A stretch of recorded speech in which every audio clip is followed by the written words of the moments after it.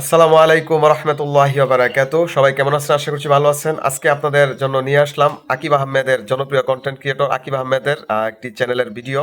আকিব আহমেদ খুবই Islamic related video upload করে এবং তার ভিডিওর মধ্যে শিক্ষামূলক অনেক কিছু থাকে।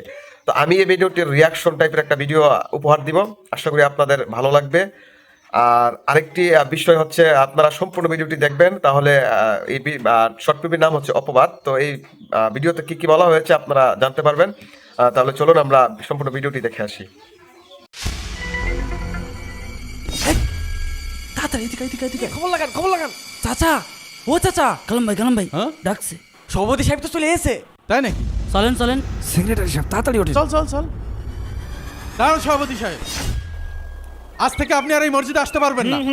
আর আমরা সভাপতি পদেও আপনাকে আর দেখতে চাই না। ঠিক একদম ঠিক কথা বলেছেন। ঠিক বুঝলাম না, আপনারা কি সব কথাবার্তা বলছেন? আমি কেন মসজিদে আসতে পারবো না? মসজিদে আসতে পারবেন না, নিশ্চয় কোনো কারণ আছে। এমনি এমনি এতগুলো লোক তো আপনার আমরা বাধা দিইনি। এই মসজিদে আজ 5 বছর ধরে আমি সভাপতির দায়িত্ব পালন করে আসছি, কেউ কোনোদিন কোনো অভিযোগ করলো না। আজকে কি এমন অপরাধ করে ফেললাম যে আমি মসজিদেই ঢুকতে পারবো না? ও কি করেছেন এখন কিছুই বুঝতে পারছেন না? না তাহলে শোনেন, সি সি সি সি সি আমার কোনোভাবেই বুঝে আসে না, সভাপতির মতো একজন লোক কিভাবে পুজো দেখতে যায়। সভাপতি পদের কথা নয় বাদই দিলাম, গত বছর সে যে হজ করে এসেছে, তার কি পুজো মণ্ডপে যাওয়া কি উচিত হয়েছে? হাজি, ভুয়া হাজি, এসব হলো লোক দেখানো কাজ। কি কন চাচা? ঠিকই বলেছিস। আপনি যাই বলেন, তার মতো লোকের কাছ থেকে আমরা এমন কিছু আশাই করিনি।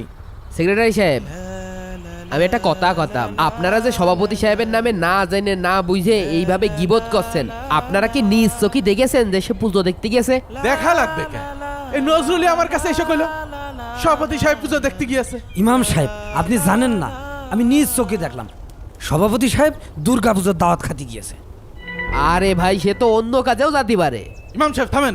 সভাপতি সাহেব আপনার বাড়ি নিয়েছে, প্লেট ভরে গাদা গাদা খাতি দেয় বলে আপনি সভাপতি দালালি করছেন। বুঝি, আমরা সবই বুঝি। কালাম স্যার, সভাপতি হবে আপনার মতো ইমানদার এবং আল্লাহ ভীরু লোক। ঠিকই বলেছিস। আপনি এক কাজ করেন, এই কমিটি বাদ দিয়ে দেন। হ্যাঁ আচ্ছা ঠিক আছে, তাহলে আমরা রোজ যে চার দোকানে যে বসি, ওখানে এই বিষয়টা নিয়ে আলোচনা হবে। চলেন। সভাপতির একটা দড়ি দরবার আজকে করাই লাগবে। মুরব্বী, আমাদের সবার চা দিয়েন। এই আপনারা শুনেছেন, আমাদের মসজিদের সভাপতি উনি নাকি পুজো দেখতে গিয়েছে। সি সে একজন হাজি মানুষ, তার মতো লোক পুজো দেখে বেড়ালি এটা সমাজে মানে? আমার কথা হচ্ছে, যেখানে আল্লাহর সাথে সরাসরি শিরক করা হয়, সেখানে আমাদের মসজিদের সভাপতি যাবে, এটা আমি কোনোভাবে মেনে নিতে পারছি না। আসলেই তো, সভাপতি তো আর ছেলে পেলে না যে পুজোর মধ্যে মেলা দেখতে যাবে। হ্যাঁ ঠিক, সভাপতি পুজোর মাঠে যে আনন্দ করে বেড়াবে, হারাম খাদ্য খাবার খেয়ে বেড়াবে, এইটা তো মেনে নেওয়া যায় না। সেক্রেটারি সাহেব, বাড়াবাড়ি ভালো, কিন্তু এত বাড়াবাড়ি তো ভালো না। সভাপতি সাহেবের নিয়ে এত সমস্যা আছে, আপনারা তার কাছে যে শোনেন সে কি আদৌ পুজো দেখতে গেইল কিনা? ইমাম সাহেব থামেন। আমরা কমিটি সবাই মিলে সিদ্ধান্ত নিয়েছি, এমন মুনাফিক সভাপতি আমরা কমিটিতে রাখবো না। কি বলেন? ঠিক। দাঁড়াও সভাপতি সাহেব, আমার মাসিক চাঁদা 3 মাস বাকি হয়ে গেল বিলে তুমি আমার ভরা মসজিদে অপমান করিলে। এই সুযোগ, হিসেবটা উসুল করে নেব। ও এই কথা, আমি কি আপনাদের কাউকে বলেছি যে আমি পূজার উৎসবে যাচ্ছি? নাকি কেউ আমাকে দেখেছেন পূজার উৎসবে যেতে? দেখেন সভাপতি সাহেব, একদম মিথ্যা কথা বলবেন না। কেন, আপনি দুর্গাপুরে যাননি? দুর্গাপুরে তো সবই হিন্দু, এখন ওখানে দুর্গাপূজা চলছে।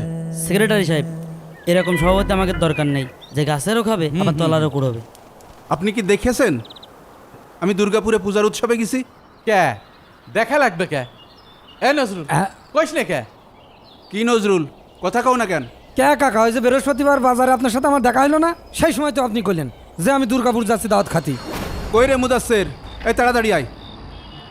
আরে কাকা, এত সুন্দর সেজে গুজে কোথায় যাচ্ছেন? যাচ্ছি একটু দুর্গাপুর দাওয়াতে। দুর্গাপুর যাচ্ছেন? তো যান, কৃষি দাওয়াতে যে যাচ্ছে তা আমার বোঝা হয়ে গেছে। সেক্রেটারি সাহেব, আপনি কি শুরু করলেন? সভাপতি সাহেব একজন নির্দোষ মানুষ, তার সম্পর্কে না জেনে না বুঝে এইভাবে মিথ্যা অপবাদ দিচ্ছেন কেন? এই তো ইমাম সাহেব, সভাপতি সাহেবের দালালি করলে তো হবে না।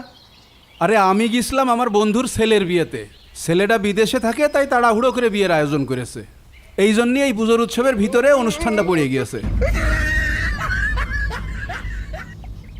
দেখেছেন তো, আপনারা না জেনে না বুঝে সভাপতি সাহেবের নামে এইভাবে মিথ্যা অপবাদ লটিয়ে বেড়াচ্ছেন। আর এই কারণে আপনারা আমার সভাপতির পদ থেকে বাদ দিয়ে দিতে চাচ্ছেন। আমি কি আপনাদের কাছ থেকে সভাপতির পদ চেয়ে নিয়েছি, নাকি আপনারাই জোর করে আমাকে সভাপতি বানাইছেন? আমাকে সভাপতি রাখবেন না ভালো কথা, কিন্তু তাই বলে এরকম মিথ্যে অপবাদ দিয়ে আমাকে বের করে দেবেন? আসলে ভাই, ওই নজরুলের কথা শুনে আপনাকে ভুল বুঝেছি, আপনি মনে কষ্ট নেবেন না। আর শোনেন, আমি তো আপনাদের সবাইকে কতবার করে বারণ করলাম যে কারুর বিরুদ্ধে না জেনে না শুনে অপবাদ দেওয়া ঠিক না। কারণ আমাদের প্রিয় নবী হযরত মুহাম্মদ সাল্লাল্লাহু আলাইহি ওয়াসাল্লাম বলেছেন যে একজন ব্যক্তি মিথ্যাবাদী হওয়ার জন্য এতটুকুই যথেষ্ট, সে যা শোনে যাচাই বাছাই না করে তাই প্রচার করে। এই তোর জন্য আমি এত বড় অপরাধ সভাপতি সাহেবের সাথে করে ফেলছিলাম। কোনো কিছুর তথ্য ঠিকভাবে না নিয়ে ভুলভাল তথ্য দিস। যা এখান থেকে, যা। আমি কি বুঝতে পারছি নাকি দুর্গাপূজাই হচ্ছে।